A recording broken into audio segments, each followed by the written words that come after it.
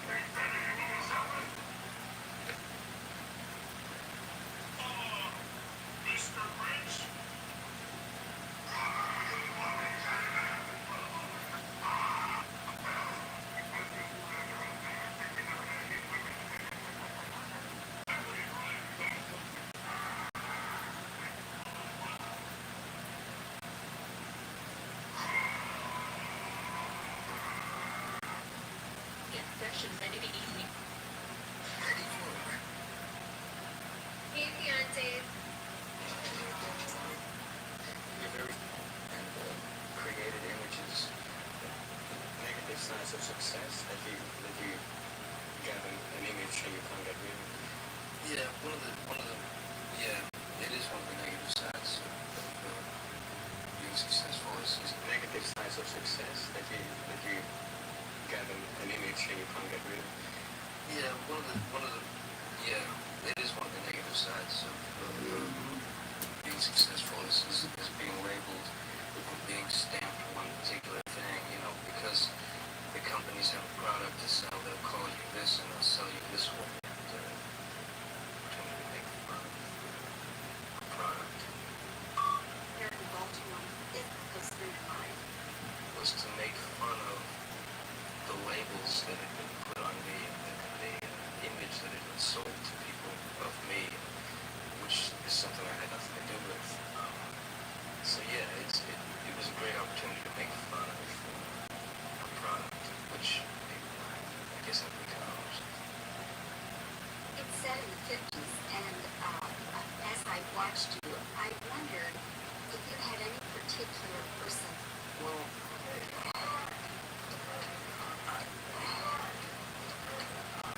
not necessarily the sex symbol teen idol stuff, but that's not.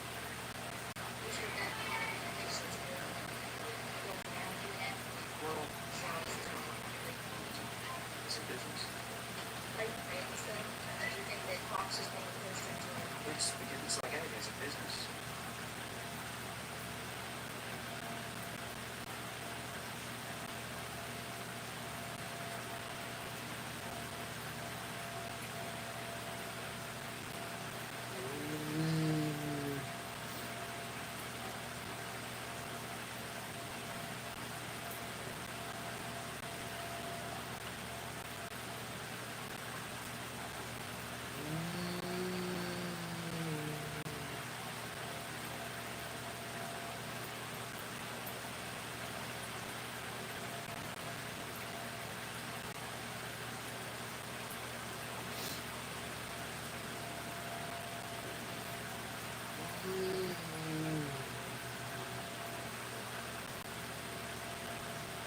Oh God.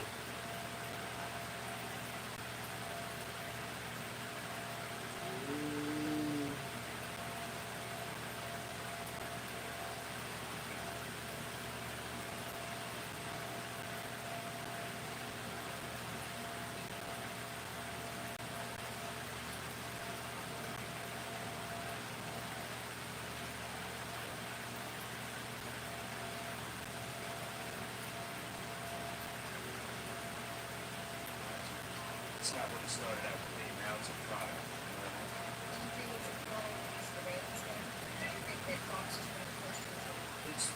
It's like anything, it's a business.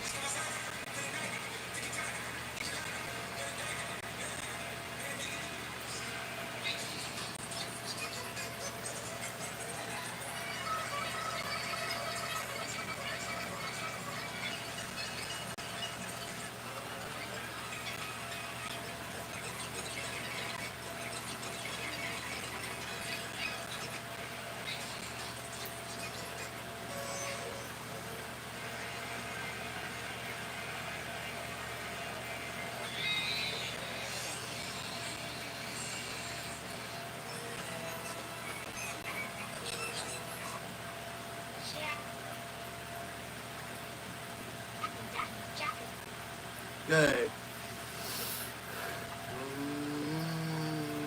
No, I don't want that.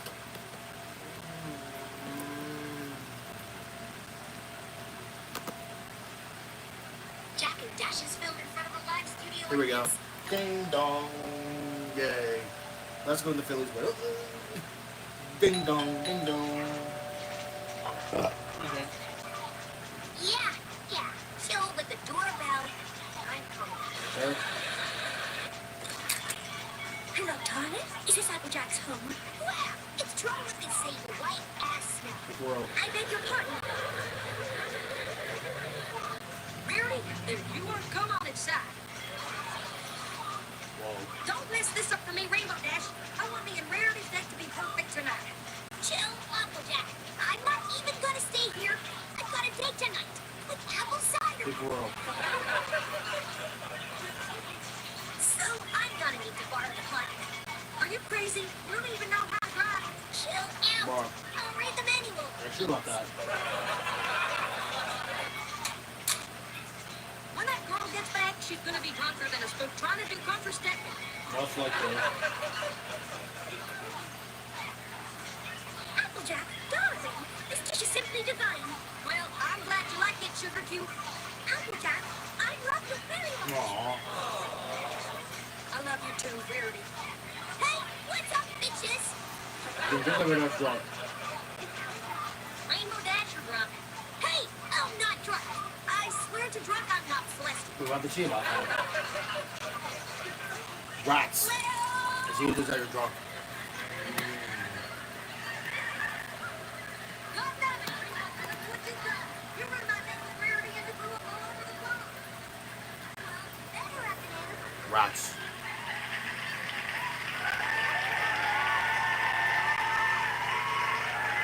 What the heck?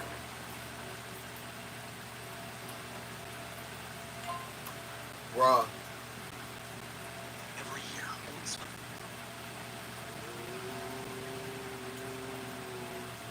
Jack and Dash is filmed in front of a live studio audience. Yay, I win. No. Can't believe Rainbow Dash ruined my date with Rarity last night. Oh man, I have a worse hangover than that time I woke up next to a homeless guy with his junk out. Big world. Oh no, don't you say anything to me, Rainbow Dash. You ruined my date with Rarity last night. Raw. Oh, come on, Applejack. I said I was sorry, all right? It's not like I grew up on her. Actually, you did. Then you said the vomited cross compares. Yeah. Jeez, I must have been drunker than the time you came home drunk and took a dump in the corner. Says you. Don't try to change the subject. Kinda do.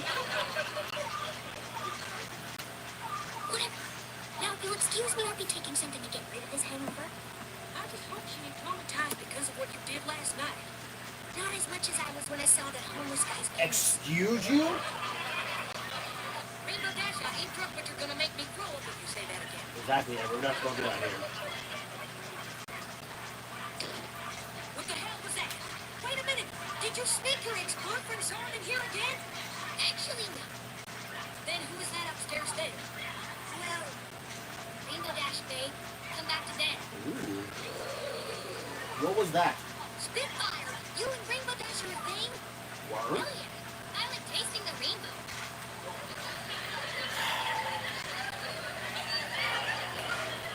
You know, babe, just give me a few minutes to get rid of this hangover. No, you don't. So, is this gonna be serious? Hell yeah. No one can taste the rainbow like she New information.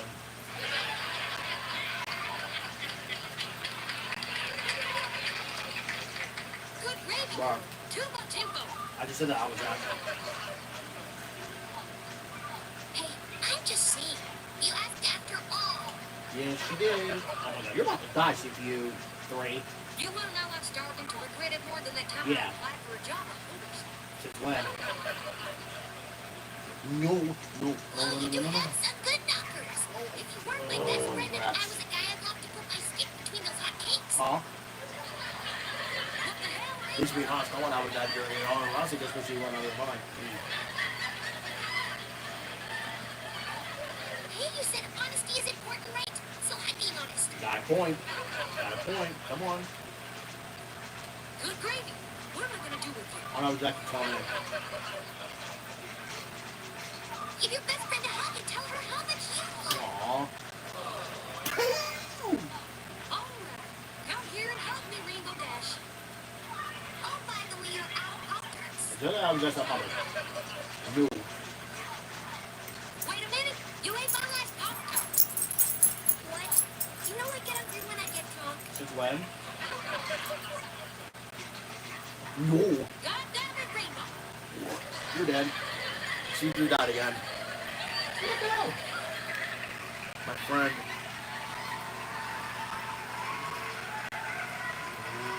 Jack and Dash is filmed in front of a live studio audience. Yay. Go it again. Where'd it go? Nothing like some good old-fashioned spring cleaning. What the hell? Is that Spitfire's wrong? Maybe. Rainbow Dash, get down here. This better be important, AJ. What is it? Why the hell was Spitfire's problem couch? Oh, so that's where that went. My dad, Spitfire and I went to rep the head upstairs, so we had some fun on the couch. What did you ask? Miguel. What did you do this thing? What the hell, Rainbow? This is the couch we sit on. Really? Oh, relax, AJ. Just spray some deep freeze on it. It'll be fine. Maybe I'm not going to work with this. God damn it, Rainbow. I'm sitting safe and out.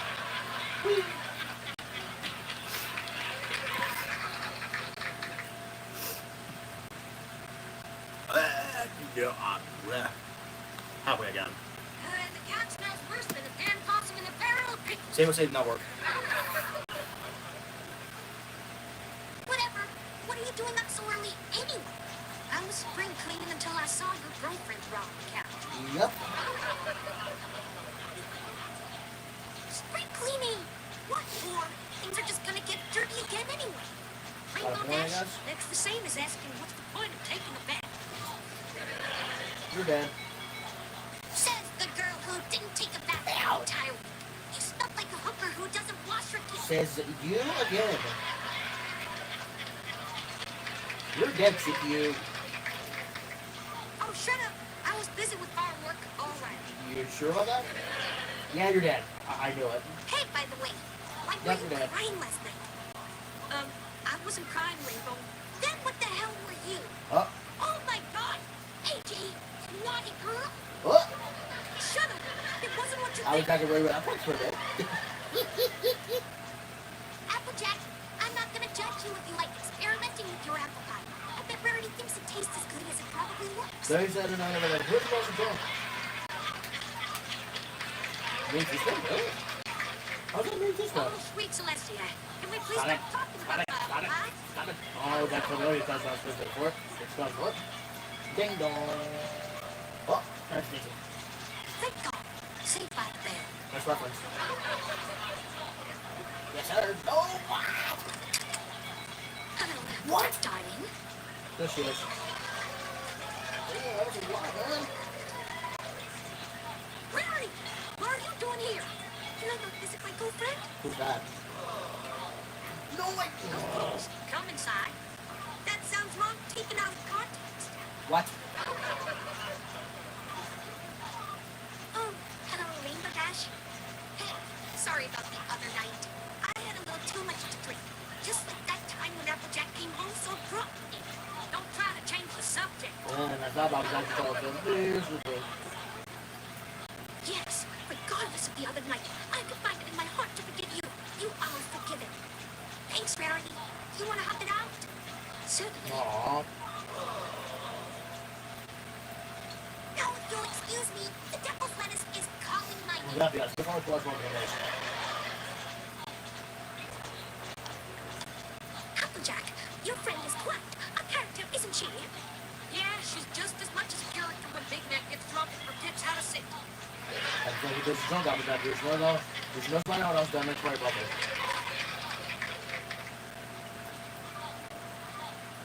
Applejack, darling, this wine is simply perfect. I have to say it's making me feel quiet. Stimulated the more I look at you. Oh, we're going to flex there, I say. this sugar cube, I think you may have had too much. No, darling. I'm super fine. You sure about that? Applejack, you are one sexy darling. Oh. Who goes to the audience? Damn it! Hey, Applejack! Rats! You have an extra lighter. Mine is out of. Oh. Oh, dear. I think I'm going Oh. to. Probably not there, sir. Where? What the hell? Well. Karma's a bitch. Ain't it Rainbow? Yep. Sorry, darling. Please forgive me. This was my favorite shirt. Sure was. I'm gonna post this on a quiz report. This way. God damn it, Applejack.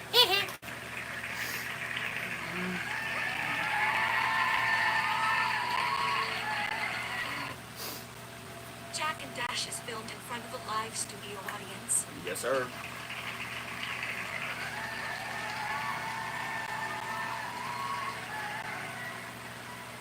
Oh, man. What's wrong, Rainbow? You look worse than that time where I accidentally walked out the house without any pants on. Yeah. My stomach is aching like crazy. Did you eat something funny? I ate a few burritos, but that wasn't.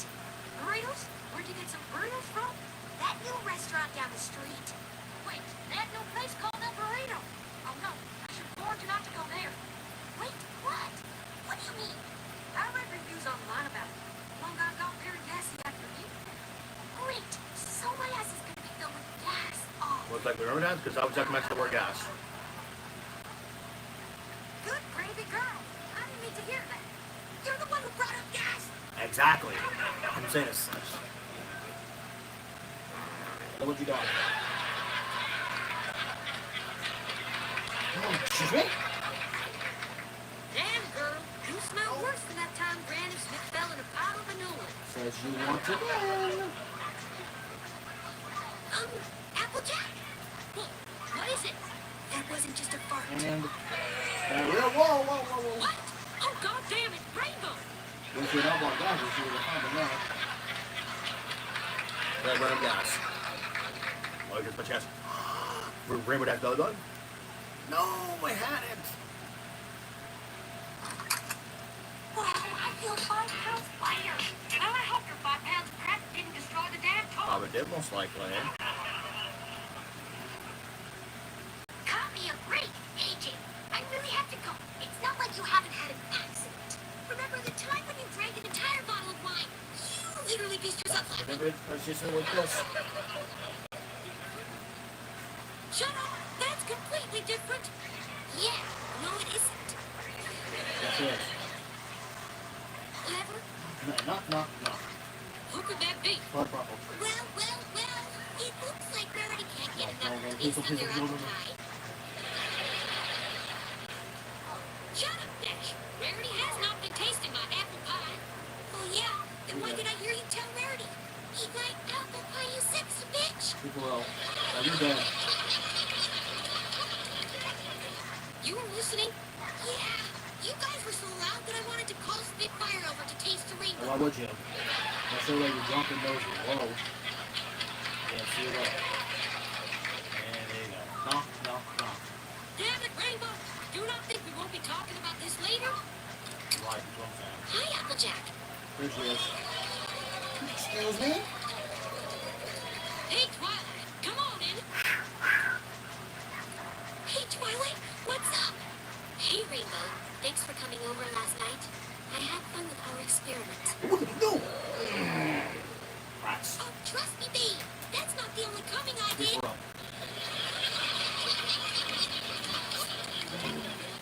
What the hell? Rainbow, it's you and Twilight now. No. Yeah, she called me over for some experimenting. It was fun. I'm sure it's fun with that. I don't know whether to be shocked or happy for you. Doesn't matter to me. Now, if you'll excuse me, Twilight and I have some experiments to do. Behind you. Who goes to the audience? I swear that girl is gonna let too many people near her Rainbow. You just never know. In fact, you just never know. Wow, Rainbow, you're very good with experimenting. You know what, babe? Now give me a kiss, you sexy nerd. Well, we're going to have to again. Oh, crap. Sorry, Twilight. It's okay, Rainbow. We all do it. Yep. Yeah, I guess so. Oh. That's what?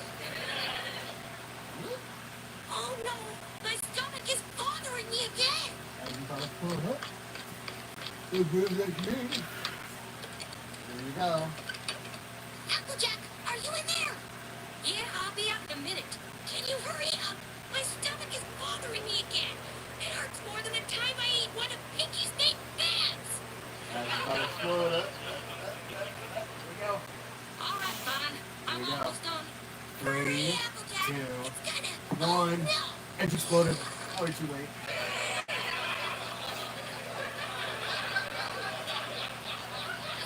Rainbow Dash, what the hell was that? Applejack, I did it again. Yep. Damn, girl, you're having a crack. Says first ball guess. God damn it, Applejack. Yep, that's what I thought. That's what I thought.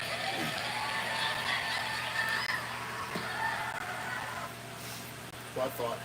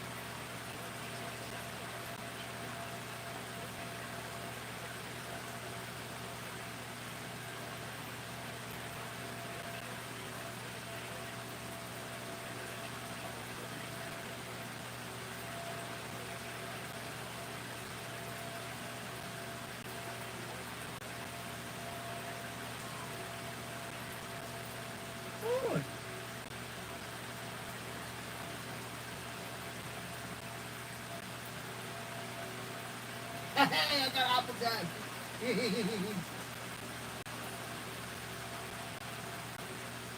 Yay.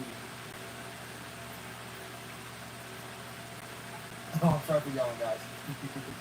I got Applejack. I got Applejack. Yeah, because I got October. It's his birthday.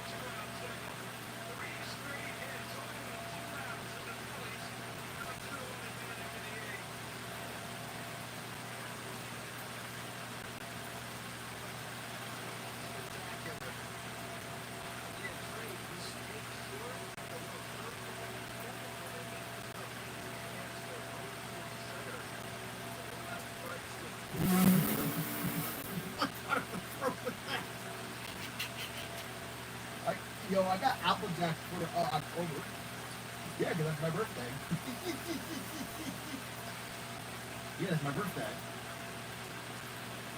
Or no, that's my birthmonth, my bad. My bad, guys. Bro, what's up? Bro, what's that? Work out of bro. Work out.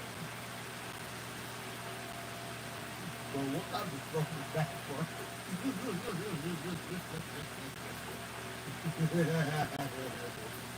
Yo, what kind of a throw was that? Bro, I gotta see that throw again, bro. Yo, hey, yo, I got Applejack as my buff character, bro.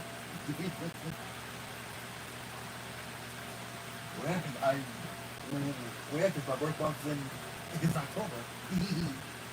Oh yeah, that's perfect. No, it fits it perfectly, by the way, though.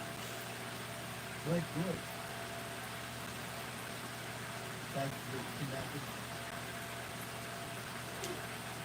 Well, yeah, bro, what's up, bro? Yeah.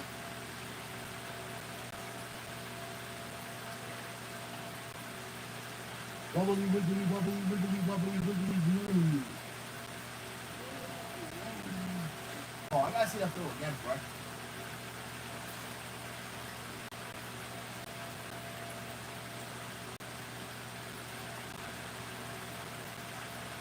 I gotta see that throw again, bro. I didn't see that.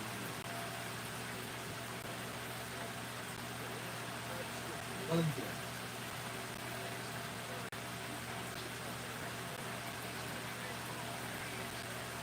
Let me see. Oh, let me see real quick. Look at it. Okay, that's base hit, and then throw. What was that? What was that? Not right. Not right. But not right.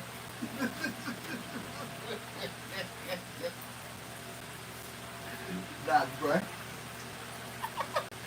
What kind of a throw was that? What kind of a throw was that? It went all the way to the back. Because, hold on. Wait, because Trey Turner singled. Then the throw was so like wide, and then it went to the backstop. It was nowhere even close to the plate, bro. So I guess it was a single plus an error. Yeah, but how did Trey Turner like go to third too? Like no. Just like. Wait, no, because it was a single plus an error, I think. Yeah.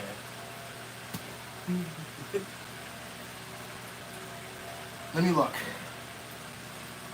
Wobbly wiggly wobbly wiggly wobbly wiggly woo. Let's see. Let me see. Yeah, it says Trey Turner advanced the field on a throwing error. That's fault. Oh, second base. Oh, it was a fastball. Oh, it was a fastball. It was a fastball. It was a fastball.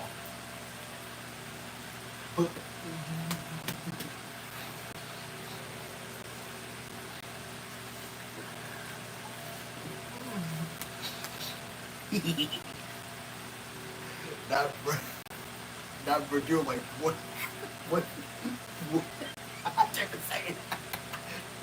Bro, what was that? What was that throw? No, like the throw was like, whoop, and it went all the way to the backstop. Walker, you are a sucking thrower. You're bad at throwing. You are so bad at throwing.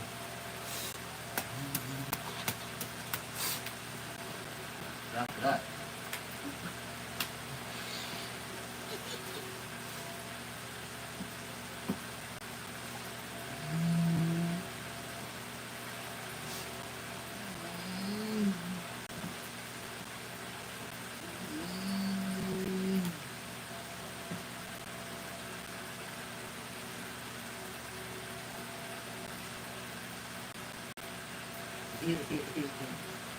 Bye-bye. Okay, happy days. Well, so what record am I listening to? And yeah.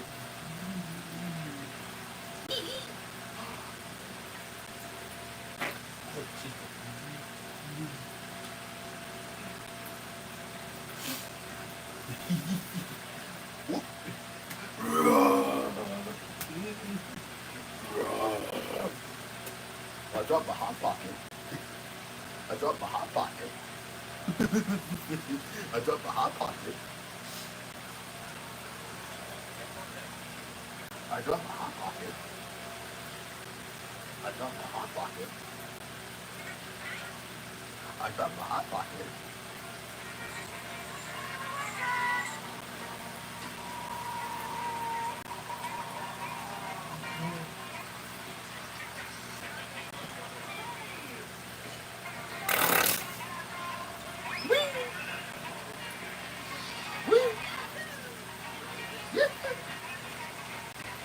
Punch, punch.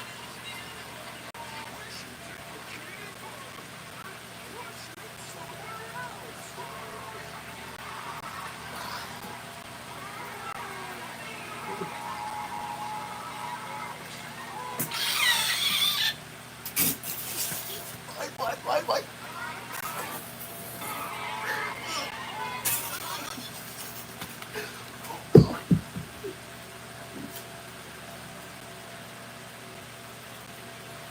I heard that.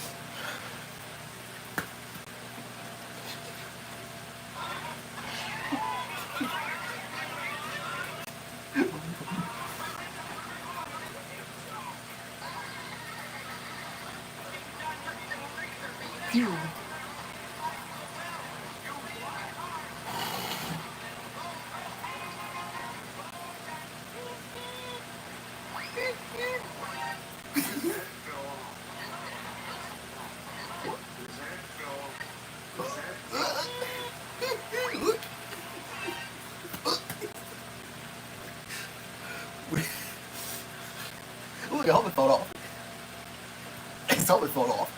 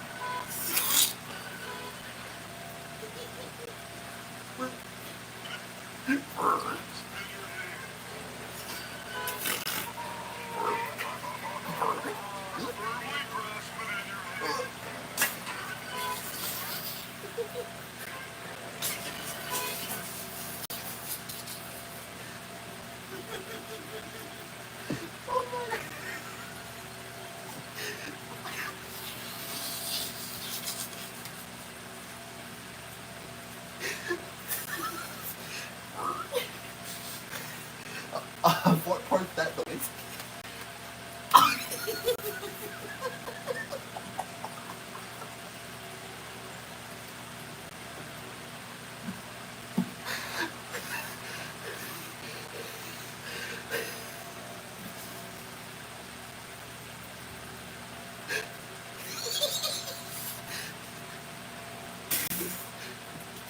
The cardboard noise.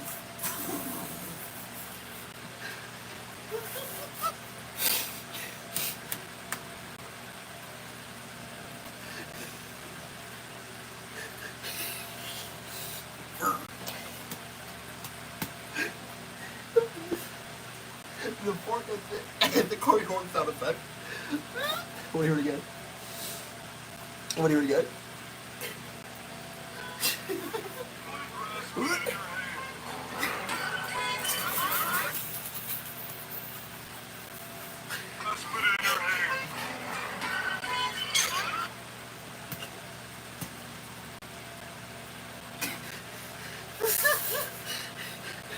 What was it like?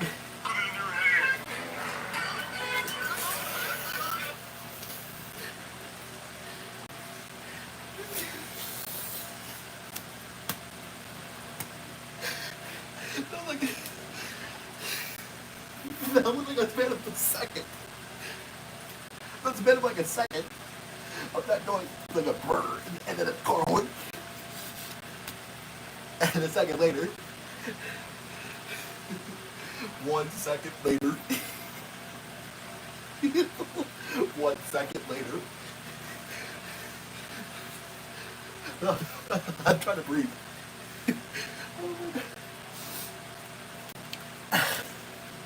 Okay. Okay. I'm breathing too heavy too. That's just the way I feel, I guess. Never you have it. I don't know.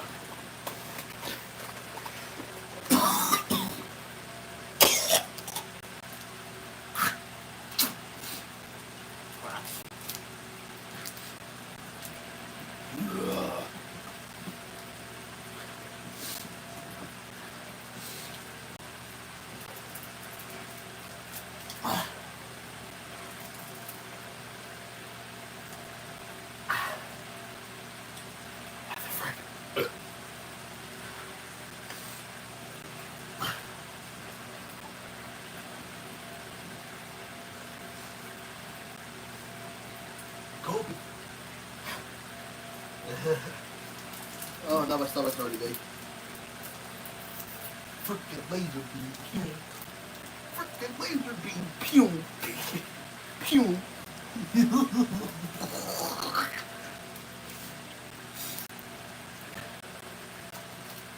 You should have been there. Yeah, you maybe gonna say the Cowboys are in mid-season form.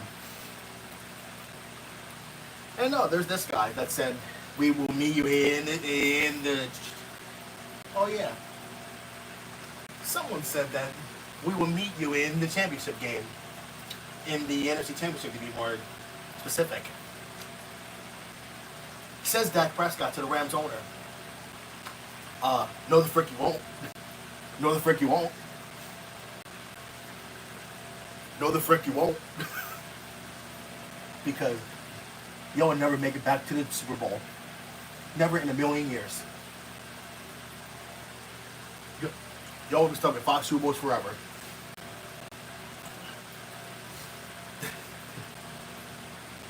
Even if I'm dead by then. Y'all will be stuck in 5 Super Bowls forever. I'm not wrong though. I'm not wrong though.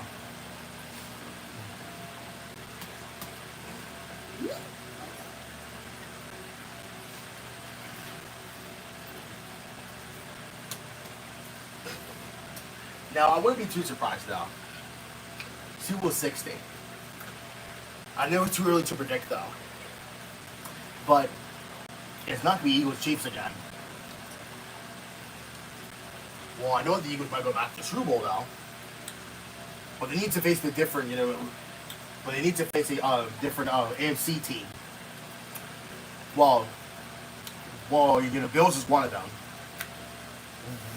Ravens also another. I guess that's the only teams I can think of. And yeah, I personally don't know. Mainly, no, can't think. Mainly the Bills and Ravens. I would personally think the Bills Ravens. I mean, no, because they're in the same conference. Bills Eagles, Super Bowl 16. If the Bills hopefully beat the Chiefs in the freaking AFC Championship game again, if the Chiefs actually make it that far, which I kind of doubt that they will. Well, speaking of reaction, our fans to the Bills could be a Super Bowl preview too. It could be. It could be Super Bowl preview. It could be. On Super Bowl 60. Wow. Now we're in the 60s now. Super Bowl 60 now. LX.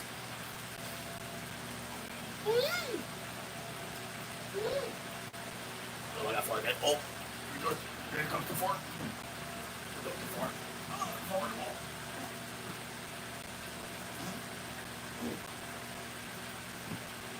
Oh, too much help.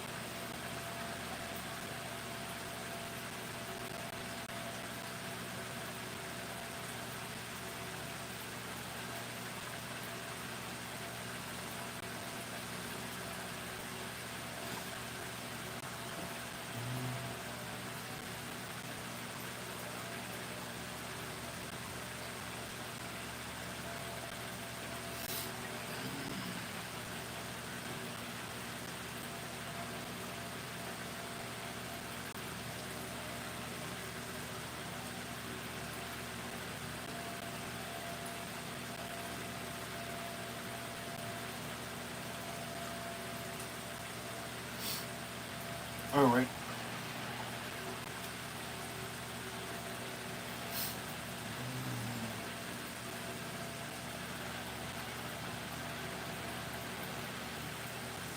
Hold on a second.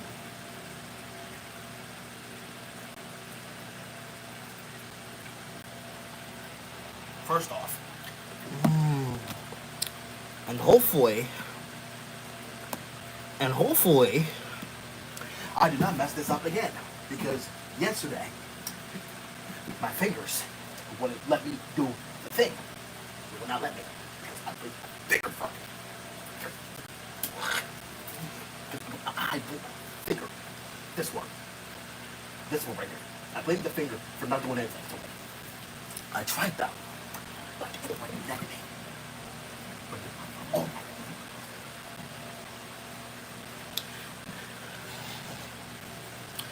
Anyhow, let's do it again.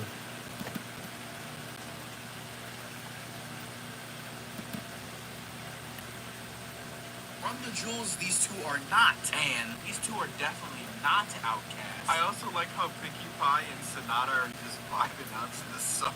Small details like that really make me appreciate this movie more than I should, honestly. Well. In your face, Rainbow. least we know one group won't stand in the way of us getting to the finals.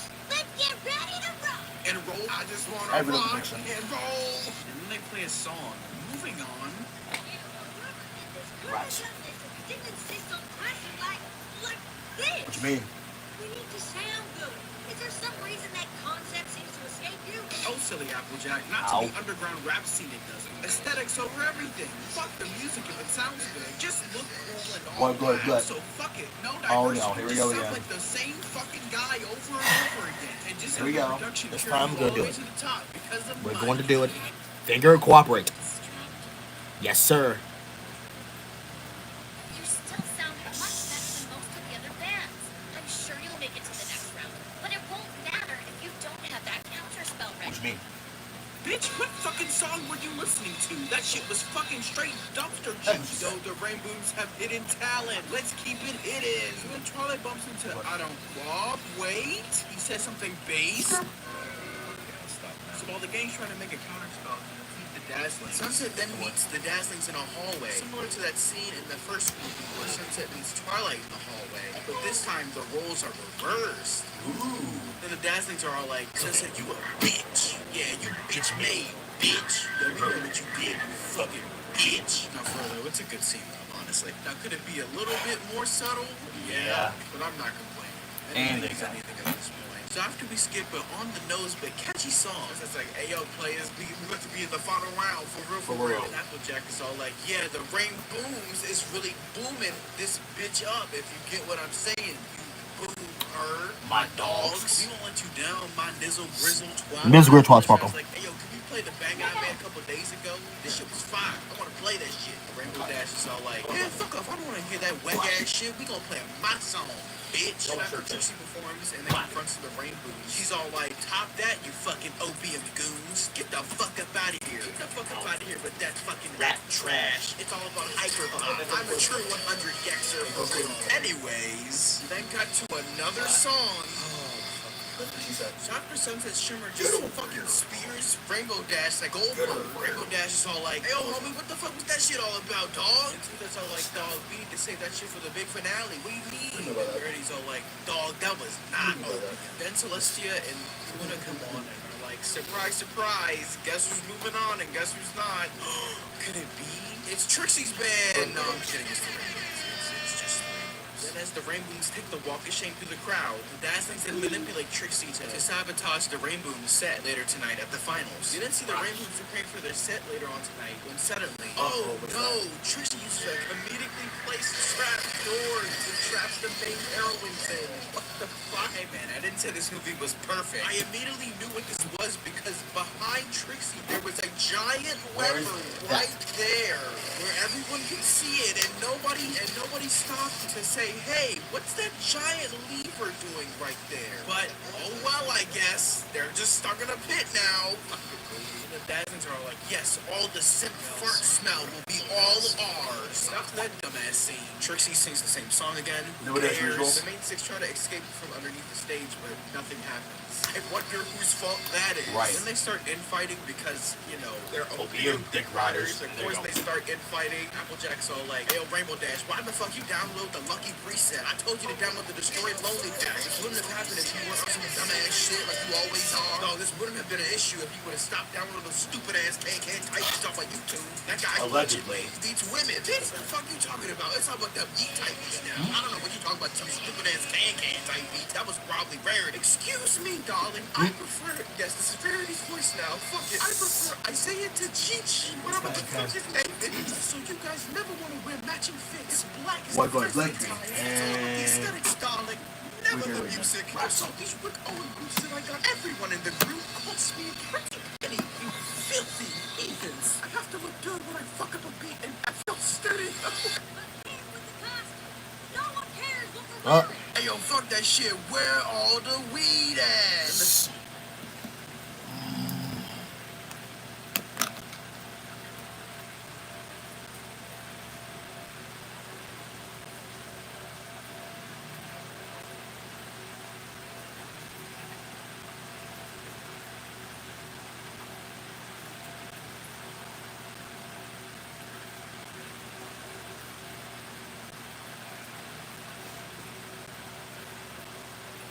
September starts at 5.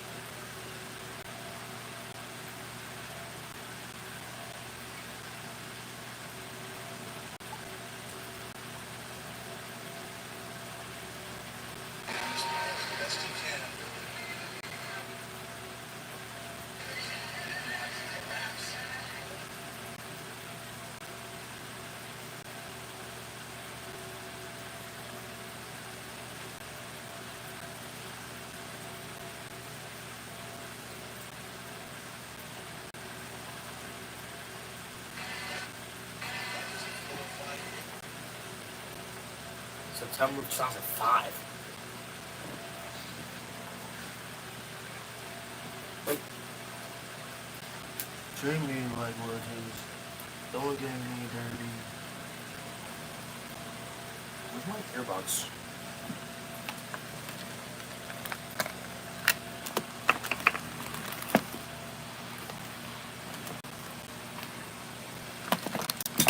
Ow.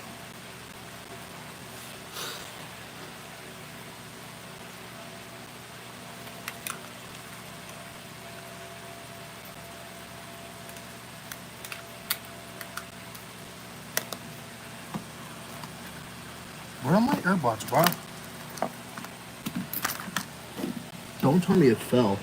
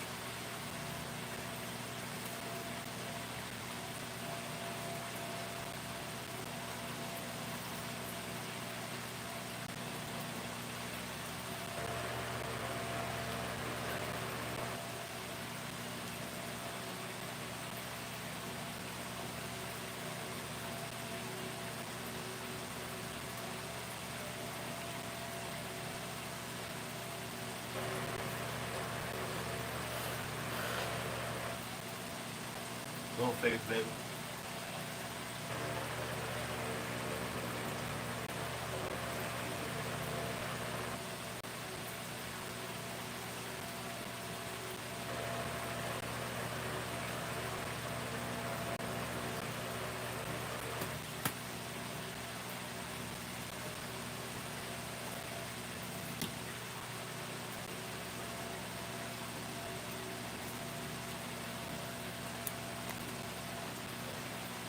Pick up.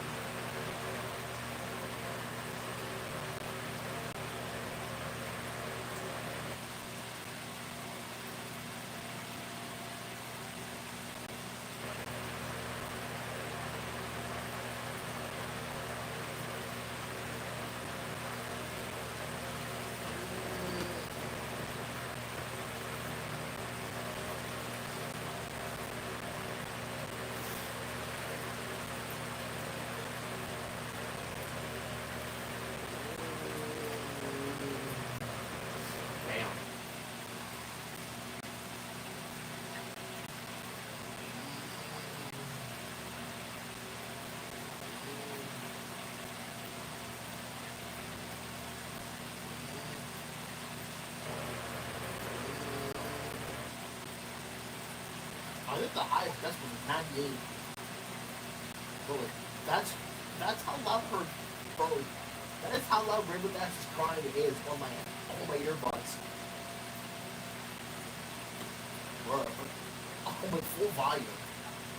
Bro, 98 decibels. Like, give you 100. Bro, like, give like 100 decibels. That's the alarm that you gotta get like a fire or whatever the frick it is. Bro, we're nearly 100 decibels, bro. Even freaking blasting that music, bro.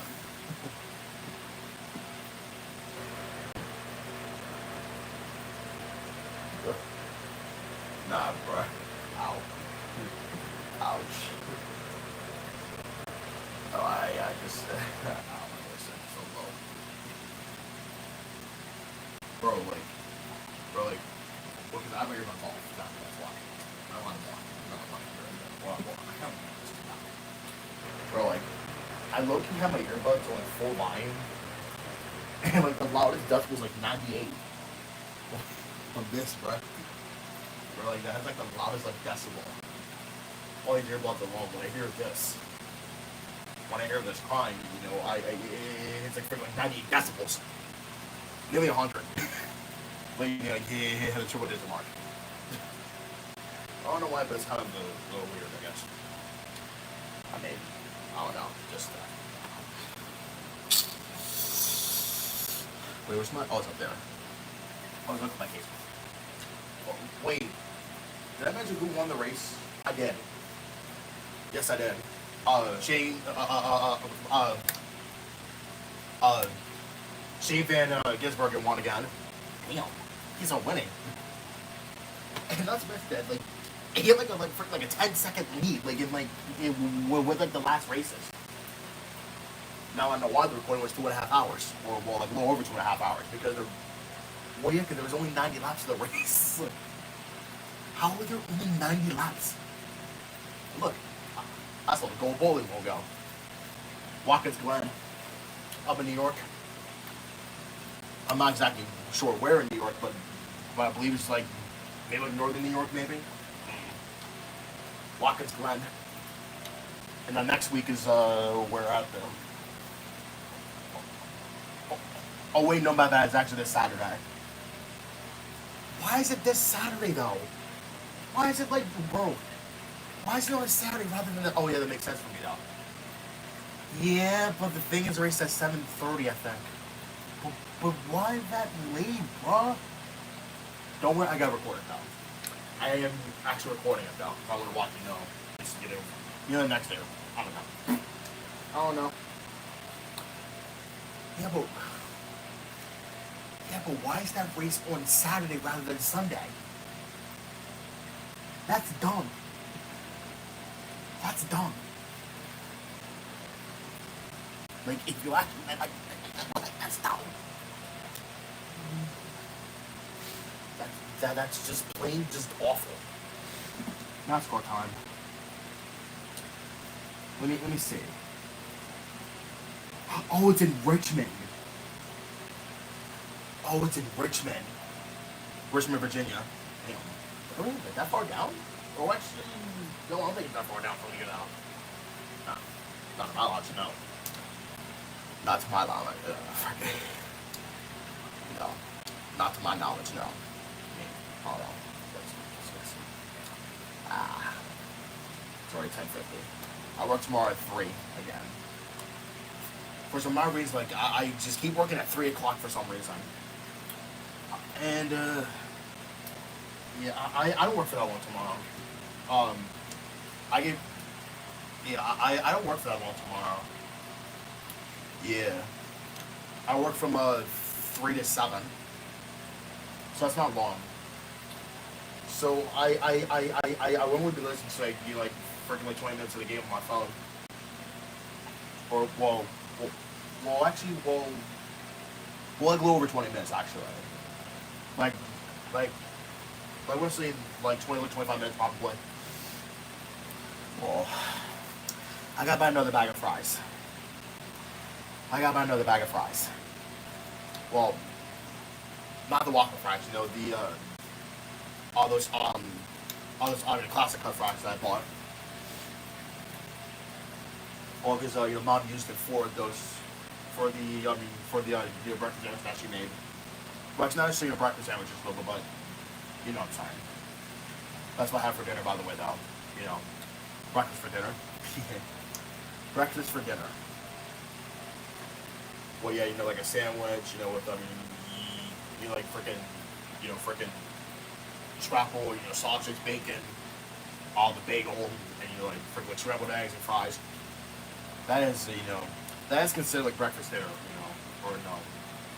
Well, no, yeah. Kind of. Wish I had orange juice, but I actually had, I actually had one of my simply one of those simply gold tea ones. Well, they aren't new. Well, they are new. Well, they were brand new when they actually bought them in, and they are still new to this day. Because I'm glad they actually bought them. Yeah, but here's the thing. Well, but here's the thing. I actually tried out both of them. But the one I like the most is the one that has the, like it's tea that's mixed with, the simply lemonade. Like, it's not gross style. Like, it's tea and lemonade. Like, that's actually really good, though. Lemonade tea. That's actually really good, though. Aww. Look at Rainbow Dash crying. No, my waifu. No, my waifu. My waifu Rainbow Dash is crying. Look, it's for pet Tank. Oh, that's my dog's name, Tank. Tank! Hey, look, that's my dog's name, too.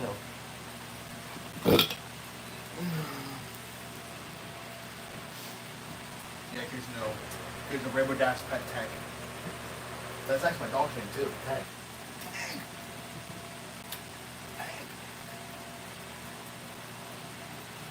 Swipes.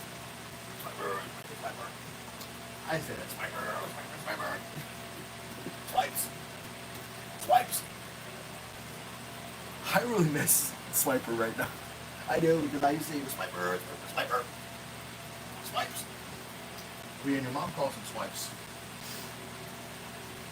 I do that sometimes too.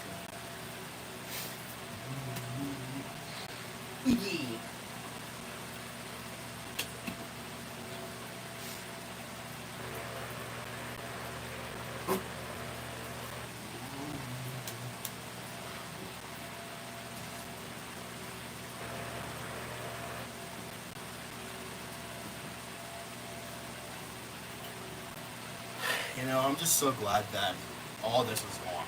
Well, because I look better without, the beard. Well, because I listen.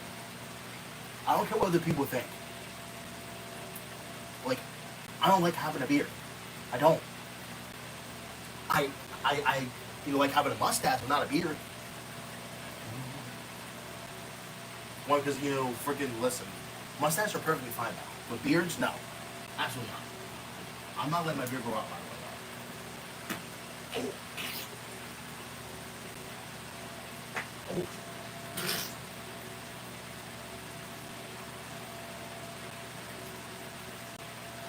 This is Greg, bro. Bro. Real moment? I guess.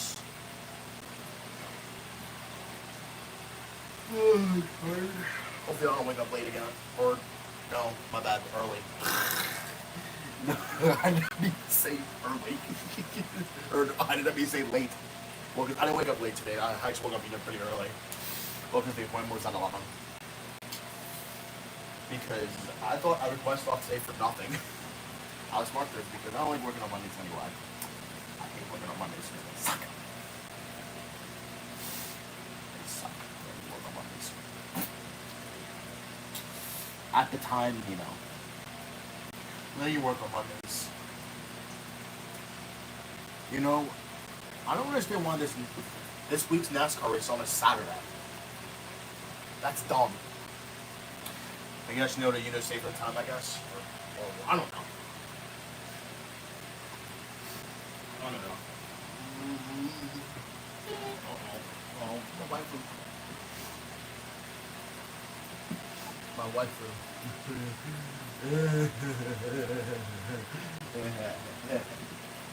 I'm just saying. Playing around, joking around now. Well, yeah, because of course I look so different, without the beard. I do. I look so different without the beard. Well, because people still recognize me, without the beard. I remember, because I remember yesterday, Dom, he was, because like I got done yesterday at 8, and then I saw Dom, when I had, milk like in my hand. Like I saw him, man. I was like, like he doesn't recognize me, well, yeah, because I don't have a beard, duh. Well, because I just look different without the beard. I do look, listen. I look different without the beard because I don't want it. I don't want the beard. I don't care what other people think. I don't want the beard, nor the mustache either. Oh, actually, no. The mustache is fine, but not the beard. But I just wanted it, all gone. Because the reason why, because my mustache hair, like it goes down, like it hit my lips, and it's annoying. That's why I wanted it all gone. Because I was like, go down, go a little shake down a little bit. Go ahead, get a little shake down a little bit. Now let's get the razor that I have right here in my hand. Wait, does this even have a thing in there or no? Oh no, it's actually fully charged all the way because I want to have a listen to this. This sounds really cool now. Oh no, it's actually green. Yeah, it is green. It's green now. How is this actually green? I might use this my own. I don't even need it on charger because it's green. It says it's on green, so it's fine. Looks that really tough bit. I want to use my own. But it sounds, kind of cool though. Well, because my razor is the same thing as my dad's, but, like a little different color. Because, his is like gray and black, mine's like gold. Mine's a gold. I like gold. I like gold. Yeah. Almost the same color as my face. Not trying to make fun of myself. No. Or, well, not really. Well, actually, no, not really. Because, wait. Wait, no, I got a problem with your video yesterday, though. Yeah, I'm not too fine with that. I completely forgot about that, though. Because I forgot it was like Mondays now. Wait, how many episodes do I have left? 6? Damn. Only 6? Already only 6 episodes from the season left. Well, because you're like every Monday, so I'm actually fine with that. I might do. Wait, hold on, yeah, because there was this one person that comments on my video about me not doing, New Jersey PA required monthly test anymore. Well, listen. I stopped doing it for a while because, New Jersey was annoying, and I just really do PAs. Well, because PA, I don't even do them either. Well, I used to, but it's just because because here's the thing, I'm not from PA. I'm not from PA though. Because seriously, I'm not from Pennsylvania. This right here, this is state of New Jersey, not Pennsylvania. Or surely towns are from PA, but that's nothing. That's not the point. Because I'm not from PA. If I was from PA, then somewhere freaking maybe South Philly, maybe. because that's that's actually near freaking that is actually near the freaking Delaware River. Well, yeah, no. Listen. You know. Oh, shit, more rats. My big butt.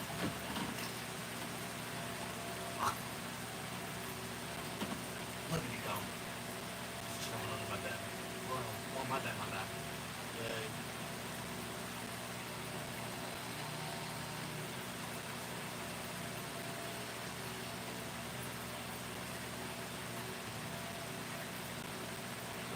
Years ago, damn.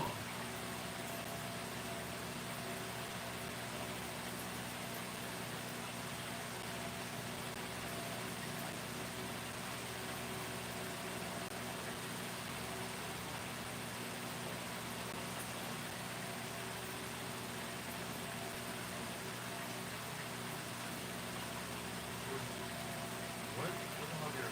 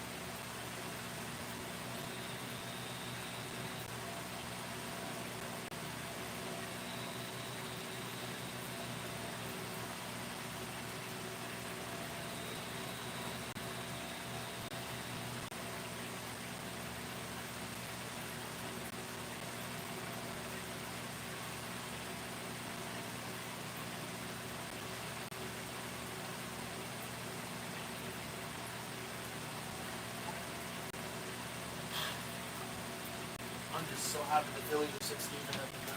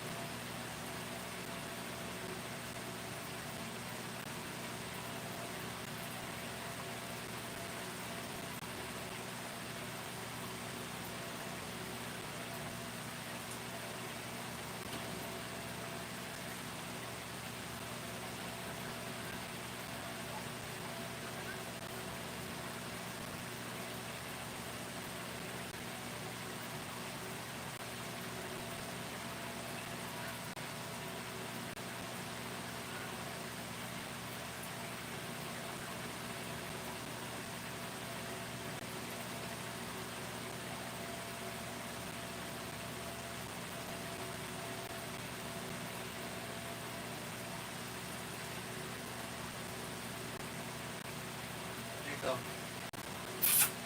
hi. Wanna play? Or do you... I can tell by your ears, Nico. Racks. No, no, no, there's nothing I can go with that. Let that fall out. Nico, my friend.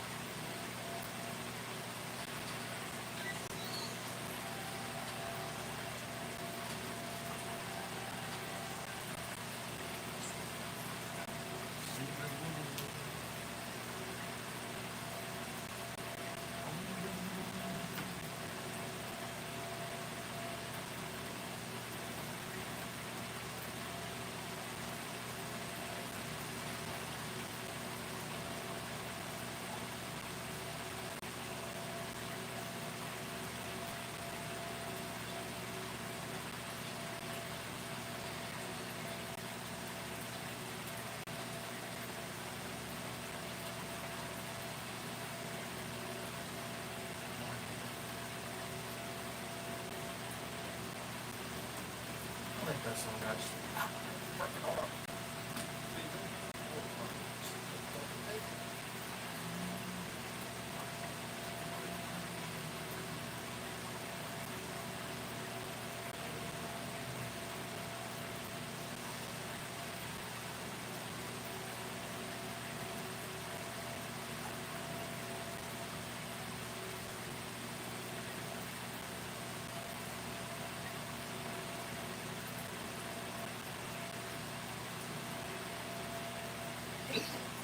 All right. Yeah, the boys won 10 games. Don't bother. I watched the Clippers win.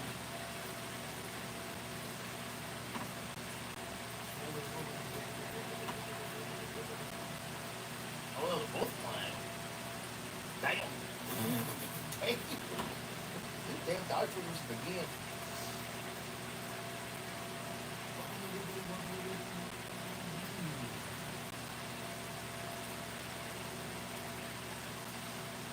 Okay, we're second still?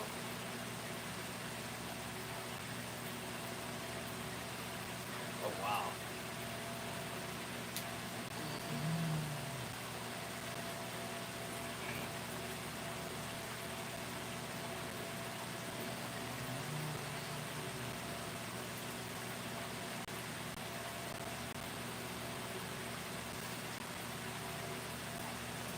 Oh, the Rangers? Oh, wow, so they did win? Wow. Yeah, did they walk it off? Yes, they did.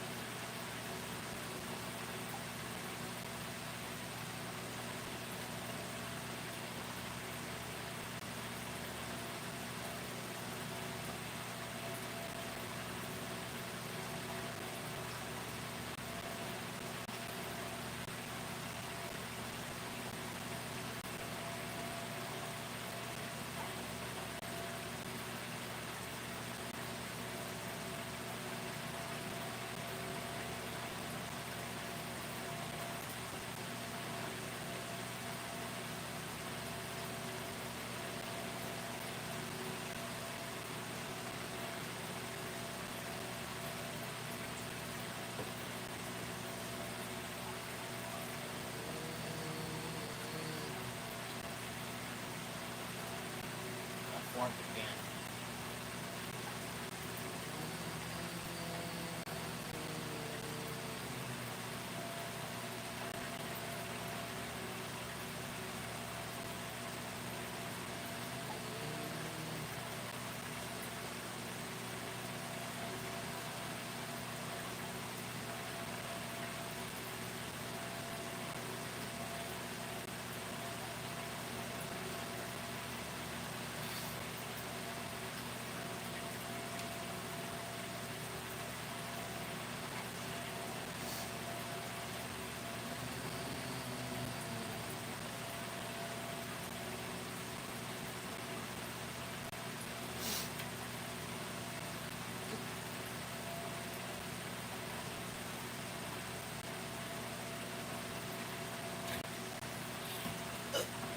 Rats. Ow, ow, ow.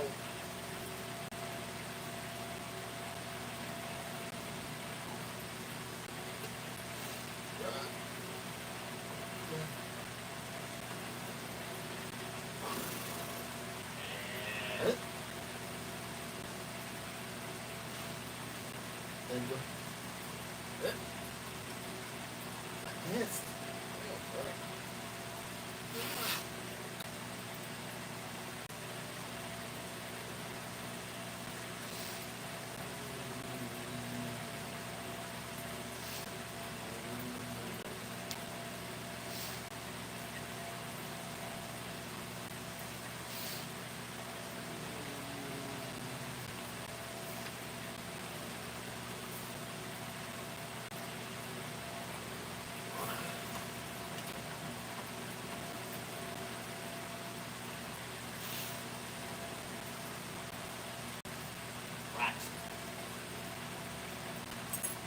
Nico.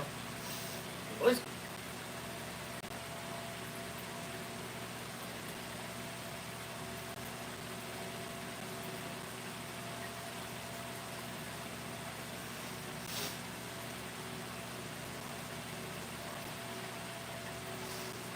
really are.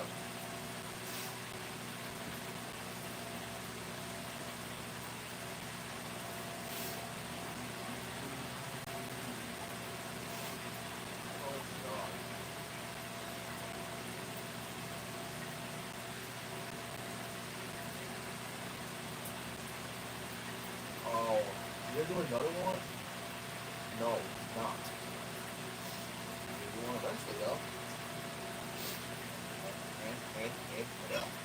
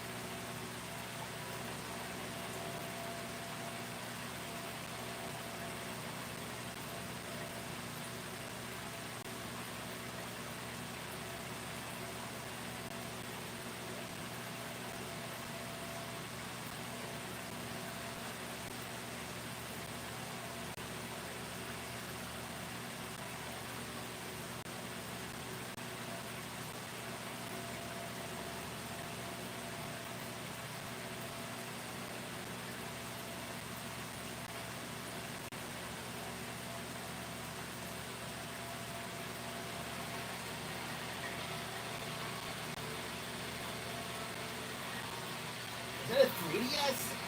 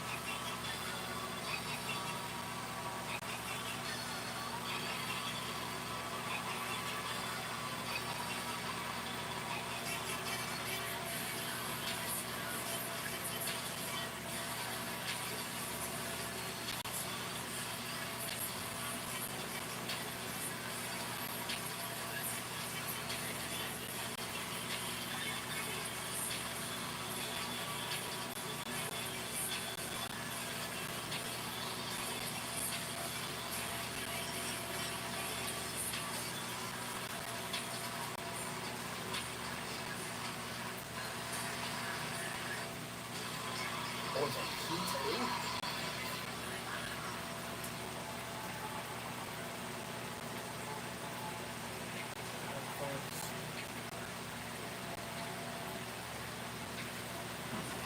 Here we go.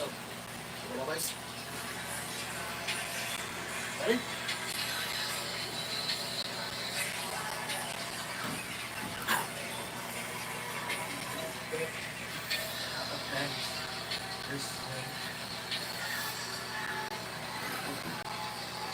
Wait, so what's hard is a man.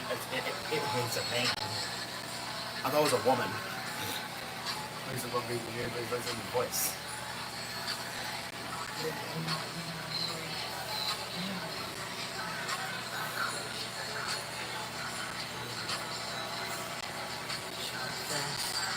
Yes, man.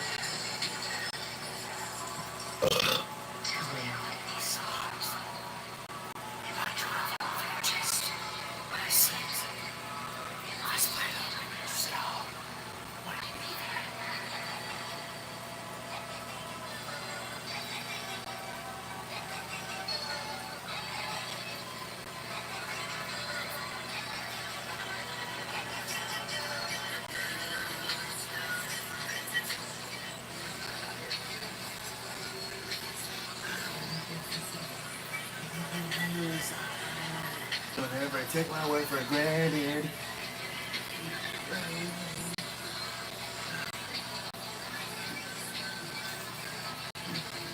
Blue face.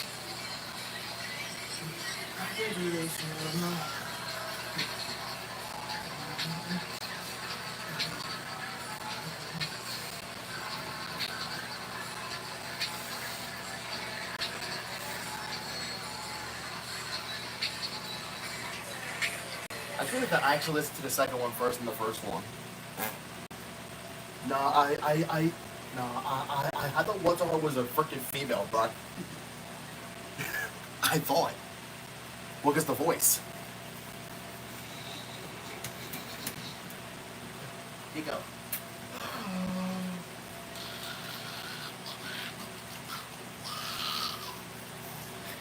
Alright, everybody. I'm going to go ahead and end the stream here, so I will see you guys tomorrow for a stream of Tuesday.